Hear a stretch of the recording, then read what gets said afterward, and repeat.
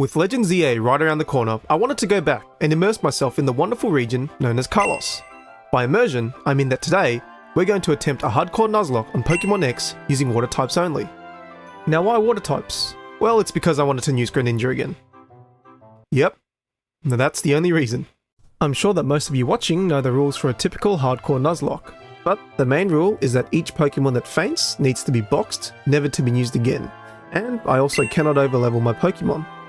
Other rules include playing on a set battle style and not using items in battle, aside from held items. Last but not least, I can only catch and use water-type Pokemon for the duration of this run. Before we start the run, I want to introduce you guys to Naruto the Froakie over here, because he's going to be the main character of this run. Now, Naruto needed a friend, so we headed over to Santaloon Forest to give him one, in Yamato the Panpour. While we're at it, we might as well turn this duo into a trio with Tsunade the Bidoof. And just as you thought we were done, we needed a fourth team member to complete the team. So over on Route 22, we caught Sakura, the useless Azurill, because it has thick fat instead of huge power. Which basically means I can't realistically use this thing in the run. We box Tsunade since she's not a water type yet, but keep Sakura in our party to build up the power of friendship. And then we head over to the Santaloon gym to battle Viola. We started out by having Yamato take care of Surskit pretty easily, but the real problem was going to be Vivillon and its move Infestation, which traps the opposition in battle, meaning that Yamato isn't escaping alive unless he takes out Vivillon himself. Well, no amount of praying will actually be able to help Yamato now, and the best we can do is use Leah to lower Vivillon's defense.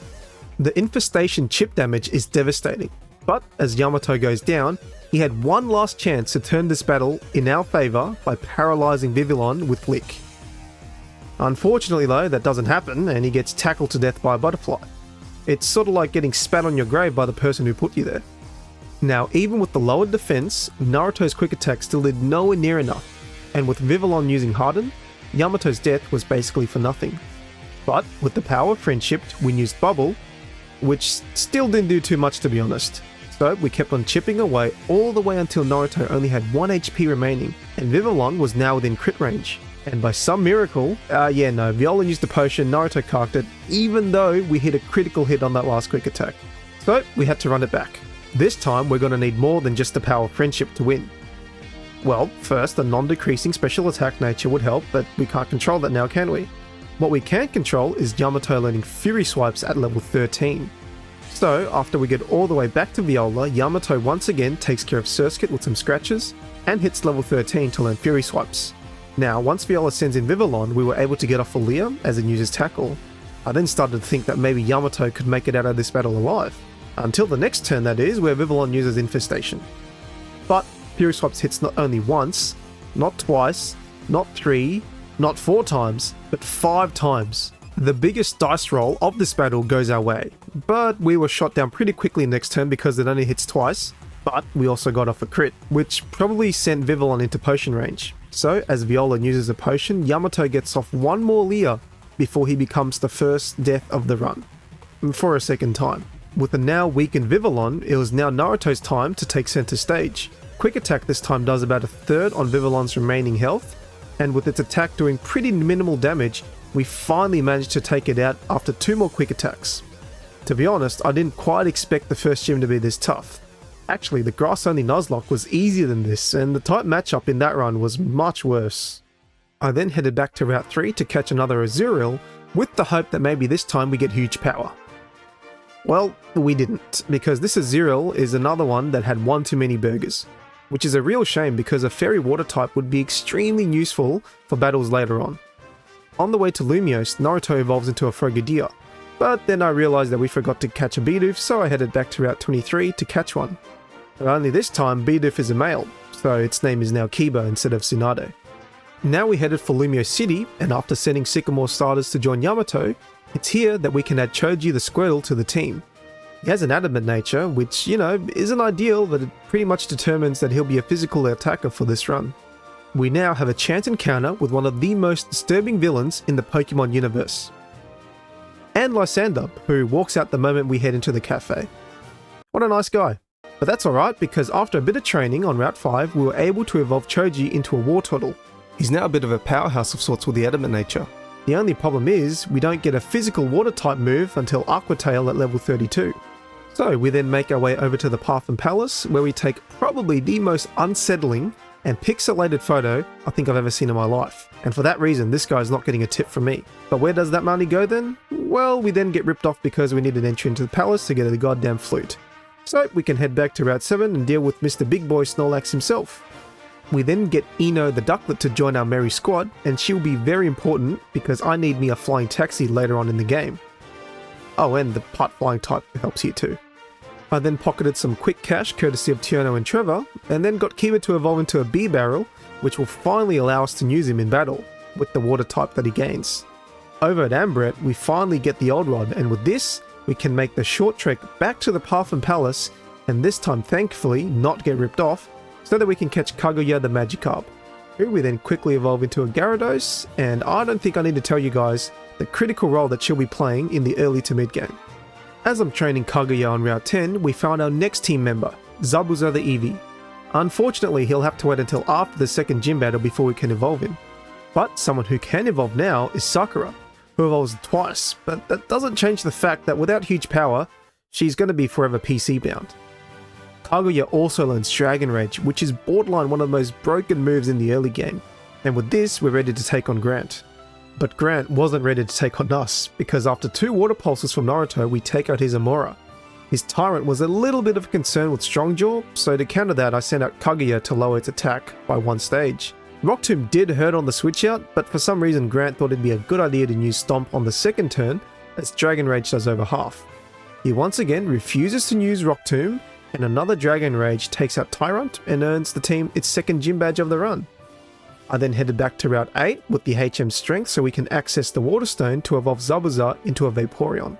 Moving forward onto Geosenge Town, we take on Corona, but to be honest it was just another Dragon Rage fest, and even with Corona stacking up 2 Sword Stances, we didn't really have anything to worry about. The next battle was against Serena at the Tower of Mastery, and I decided to start with Zabuza, and we pretty much stalled out the battle. I built up some Acid Armor and Aqua Ring, before slowly chipping away at Meowstic's health with a Water Beam. The Aqua Ring was handy, and a lot of the damage we sustained was recovered before Serena was able to send in her Quilladin. Aurora Beam did about 3/4 of Quilladin's health, and we were able to take the Needle Arm thanks to the Acid Armor. We take out Quilladin on the next turn, and with Zabuza low on health, I switched him out for Kaguya, who was able to finish off Absol and the battle with some Dragon Rages. Time for our third gym battle against Karina, and this time we're going for the same strategy once again. I set up an Aqua Ring and Acid Armors up against Mienfoo, whose power-up punches did essentially nothing. We land an Aurora Beam which does just under half health, but the real problem was the Double Slap, which to this day I'm still not sure why I can hit more than twice. It sends Zabuza to about half health, and we were lucky enough to get a high roll on the second Aurora Beam to take out Mienfoo with still a good chunk of health left over. Karina then sends out Halucha to set up an early Hone Claws, as Zabuza's Aurora Beam once again does just over half. Flying Press on the next turn does nothing, and we take out Halucha without much fuss, to be honest. That was pretty much a wrap for the battle. With Halucha out, Karina was pretty much helpless. By the way, that new Halucha Mega Evolution is absolutely insane. Let me know what you guys think about the new Megas. I know Dragonite gets a lot of hate, but I love it. Did they go crazy like some of the arts out there? No. Did they go safe? Yes, but I still love it the same altogether. Anyway, all Machoke did was extend the battle, and the only thing that was in danger was the PP of Aurora Beam running out. I hope you guys like Corona, because we are going to battle her for a 3rd time out of 4, but this time without our actual team, but with Lucario instead, which we sent to the box right after the battle. We then get our Lord and Saviour for this run from Serena, HM Surf. I then proceeded to teach pretty much everyone in our team this HM because it's just about the best water type move out there, let alone the best HM.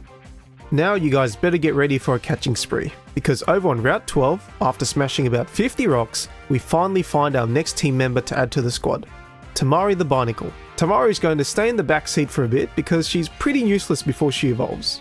Back at Shallow City, we catch Killer Bee the Tentacle, and then we grab the Good Rod over at Coolmarine City, which then allows us to venture all the way back to Silage City to catch Unko the Clauncher.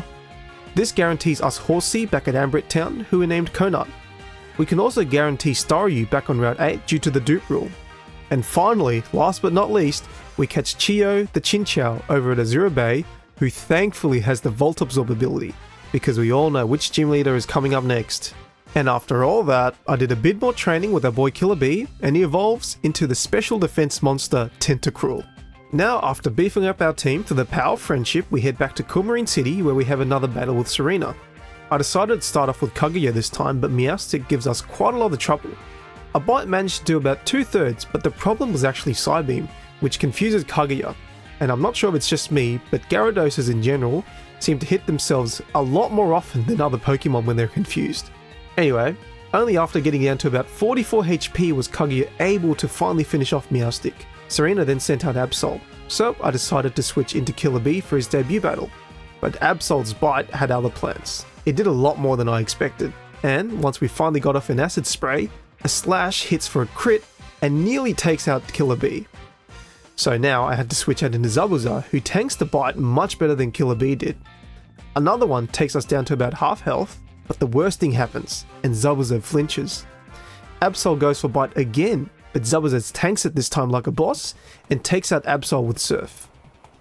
Serena's final Pokemon was Quilladin, so we sent in Eno, and a couple of air slashes was able to wrap up the battle.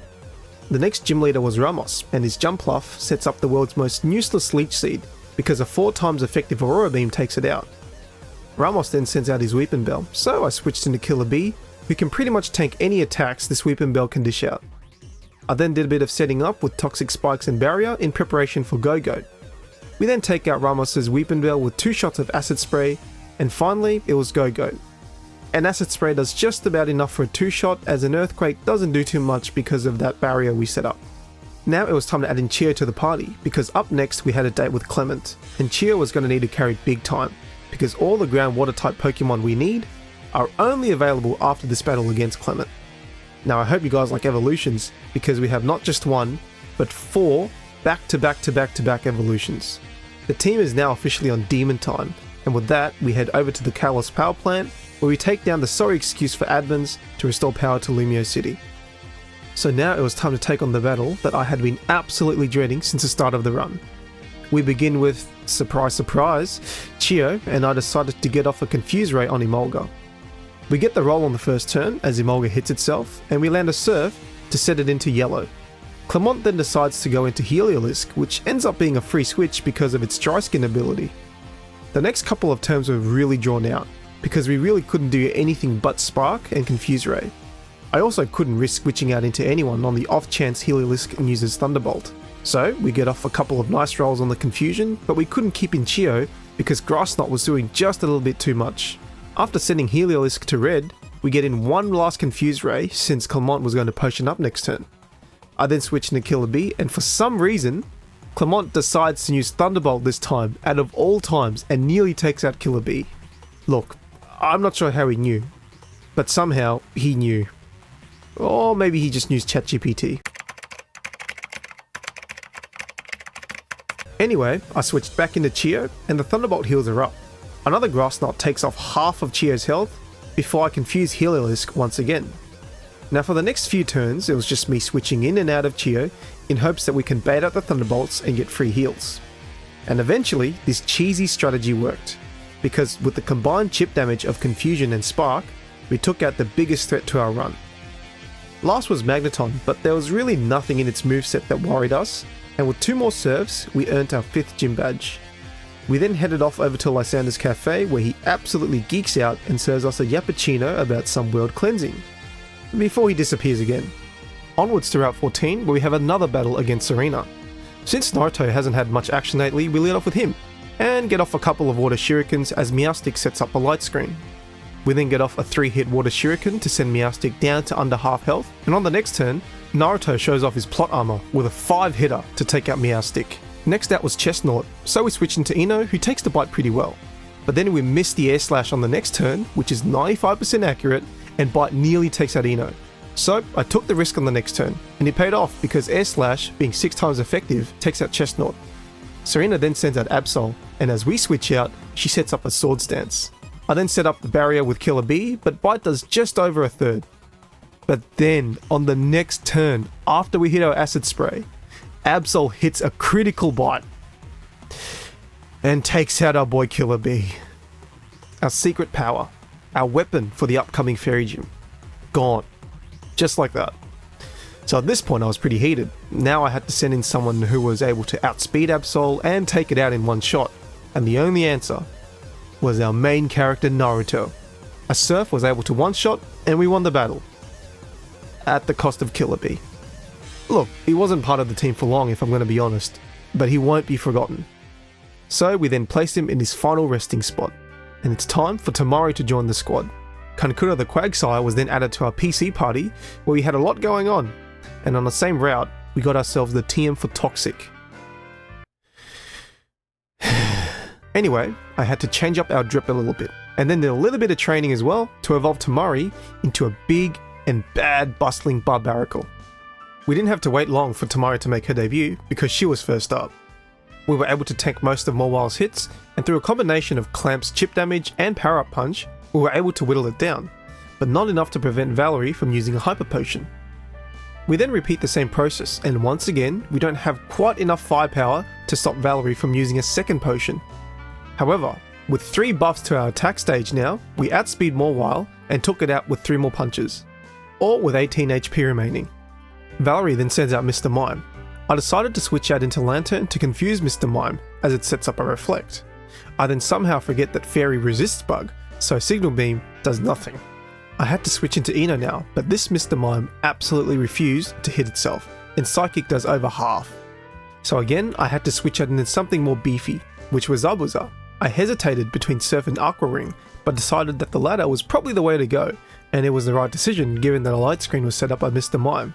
Zabuza then absolutely tanks Psychic, and a couple more Surfs take out Mr. Mime. Sylveon was going to be tricky since Naruto couldn't be risked here, and most of the team was pretty banged up. So it was up to Big Man Choji, and boy did he deliver. He eats up a Dazzling Gleam and takes out Sylveon with a couple of Aqua Tails. It was now time to update the party a little bit to give others a chance to shine. Chio and Zabuza head for the box, and in comes Anko and Tobirama. After a quick visit to the Pokeball factory where we take down these Team Flare admins, we headed over to Route 15 to catch ourselves Might Guy, the Poliwag, which probably tells you which way I'm going to go with this branch evolution. He heads to the PC for now, and we get a double evolution with Tobirama turning into a Starmie and Anko into a Clowitzer. Once in Dendermill Town, we can finally head over to the move reminder and have Naruto learn Night Slash, and it was about time we got him a Dark type stab move because we were going to need it very soon. I then went back to the Lost Hotel where we find ourselves the newest addition to the team, Sasuke the Rotom. Of course, as he is, we wouldn't be able to use him, so we headed back to Sycamore's lab in Lumio City, where we turned him into the Wash variant. Before we proceed, I had to go back to Solage City to get our drip really sorted out, because the black shirt just wasn't cutting it. Over at the Frost Cavern, we get another encounter with Dan the Floatzel, before another battle with Serena ensues. Things go much better this time against Serena. We start out with Naruto, and after shaking off a fake out, a Night Slash one-shots the Meowstic.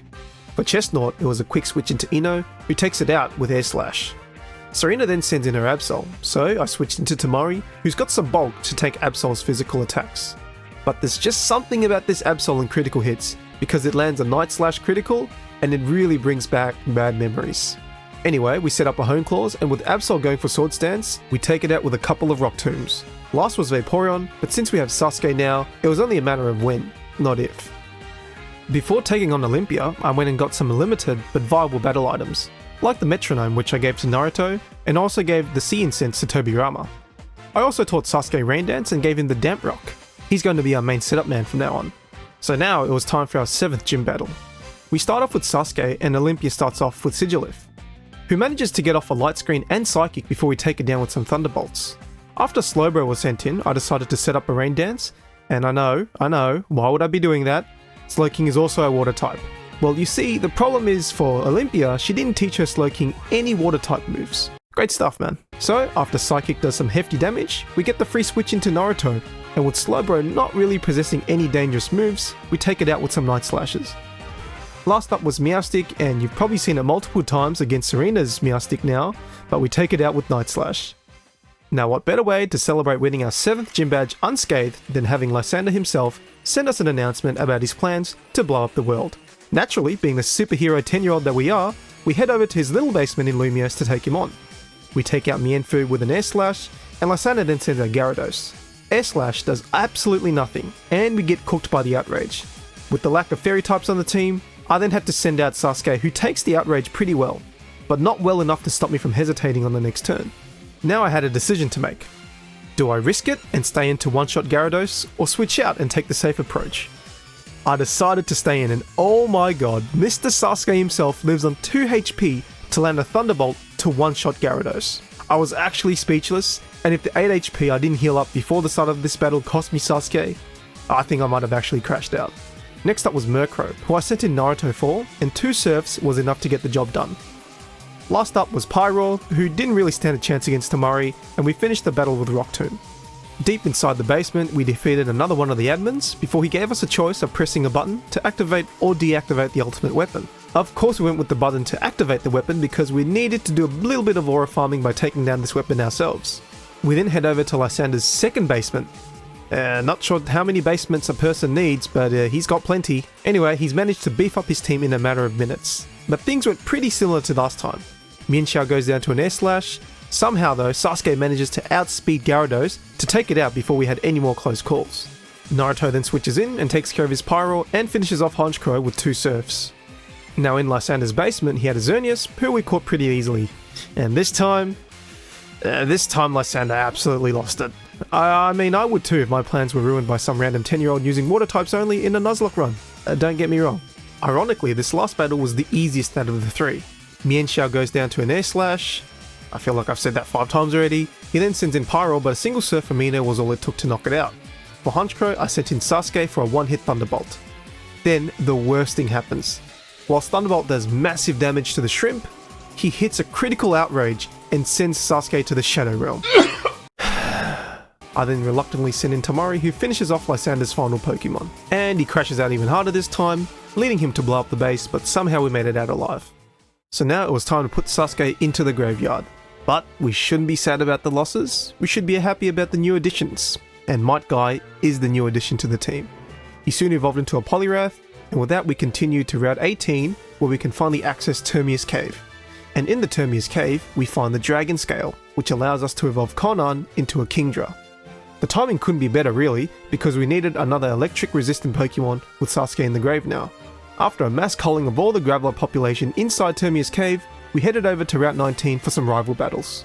Now the problem here isn't that these guys are difficult, it's that we don't get to heal right after the battle against Shauna.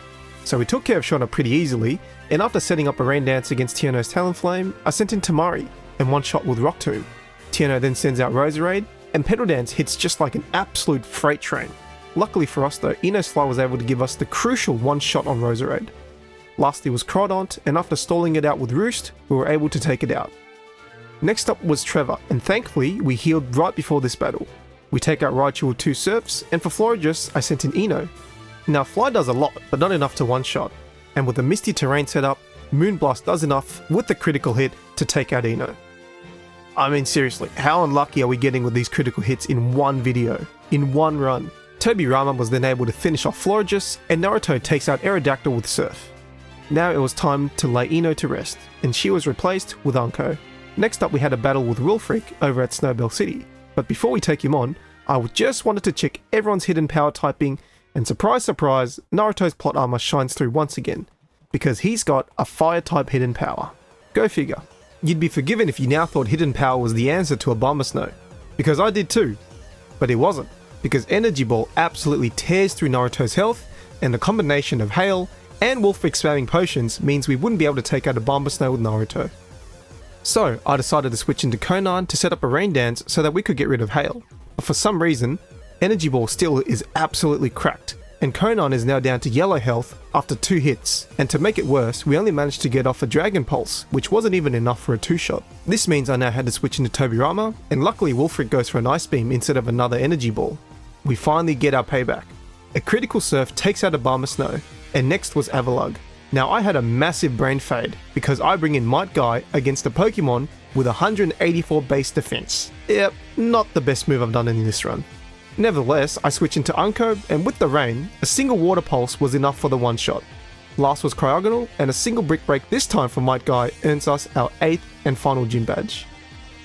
So continuing on through the Victory Road, we then met a... Yes, but all the giggles end there, because we come across an absolute powerhouse of a Heracross who takes out Anko because I really couldn't risk switching into anyone else. Though Tobirama was able to exact revenge straight away for Anko with a one-shot Surf. but with Anko going down now, it gives Choji a second chance on the team. It was then time for our last battle with Serena. Meowstic again goes down to a Night Slash, and Serena then sends in her Altaria. I decide to switch out into Tobirama, who tanks a Dazzling Gleam, which allows us to set up a light screen on the next turn, and following turn we take out Altaria with Ice Beam. Next was Chestnut, and I didn't really want to risk not one-shotting here and losing Tobirama, so I sent in Conan and took out Chestnut with 2 Ice Beams. Absol once again was looming dangerous with a Sword Stance, so I sent in Might Guy and Brick Break to Absol's back before it could commit any more murder. Last was Serena's Vaporeon, and after chipping down its health with Choji's Skull Bash, we were able to send in Naruto to finish off our last battle with Serena. So here's the final team before we head into the Pokemon League, and I know it's not optimal or anything, but personally I think it's pretty damn solid. We have a good coverage of moves, and we also have really nice secondary typings. Of course, some of the moves and items will be switched around depending on the battle, but we'll see how we go.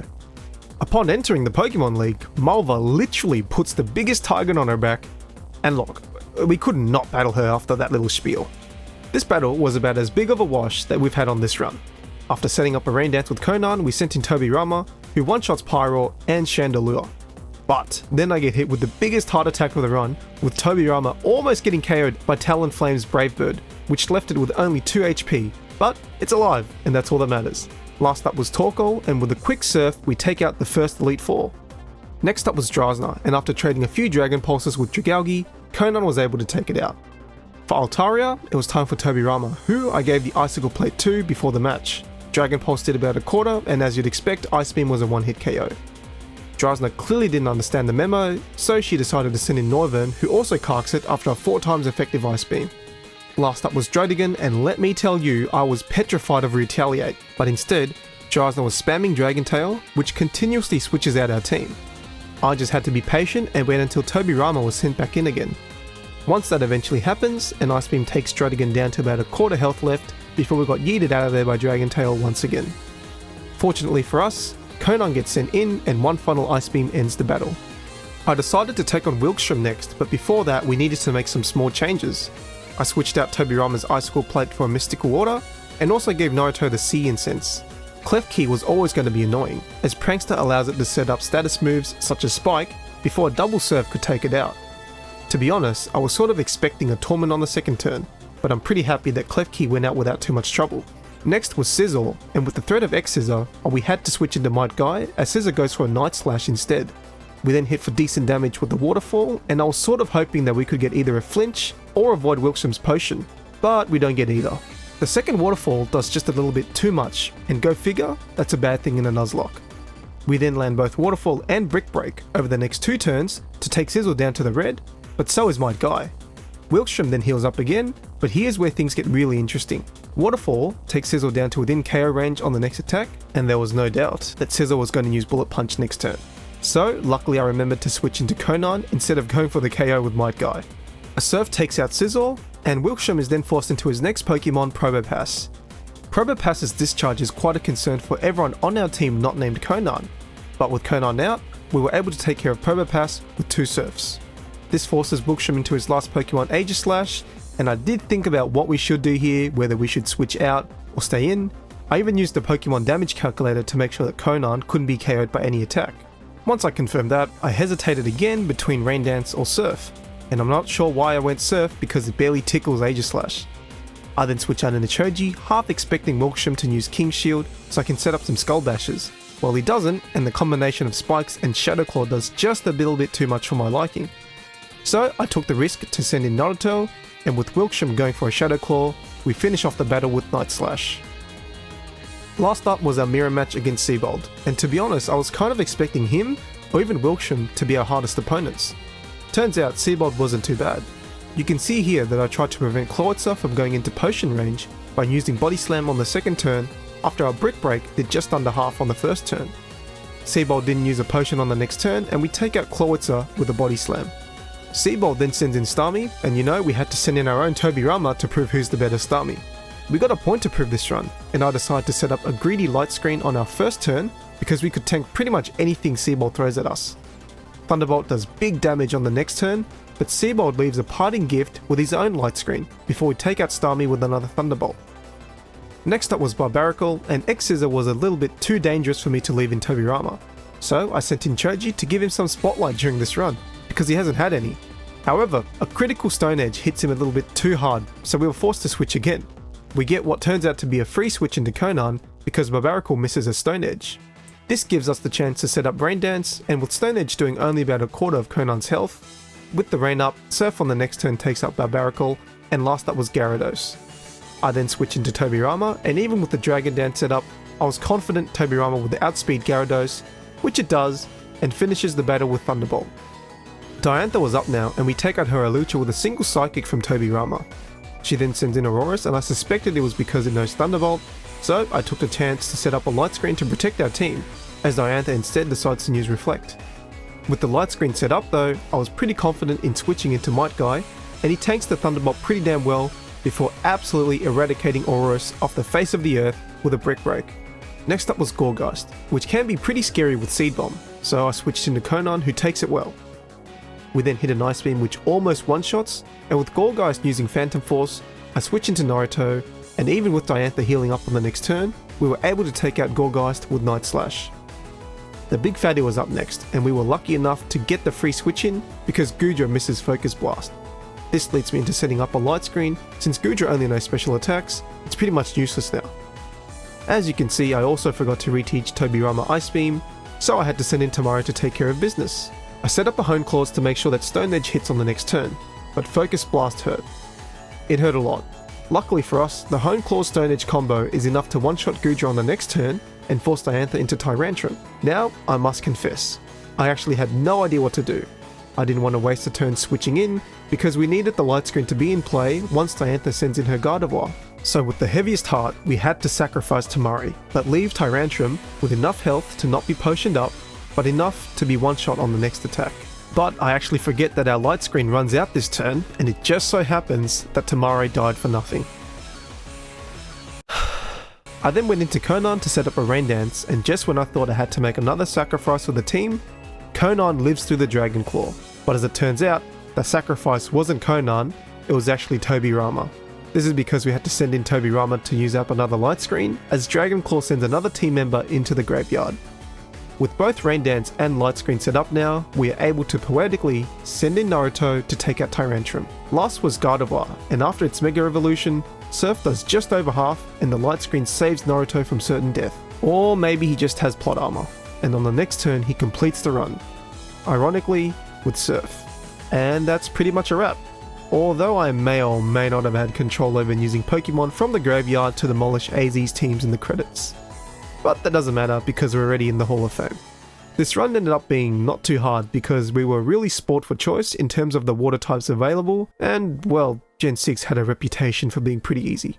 Which is also a reason why I decided to play this game as sort of a way to ease myself back into Nuzlocking. Alright, I know it's been a minute since I've posted, and I'm sorry, but I hope you guys enjoy this one, and with Legend ZA right around the corner, I really wanted to go back to Carlos.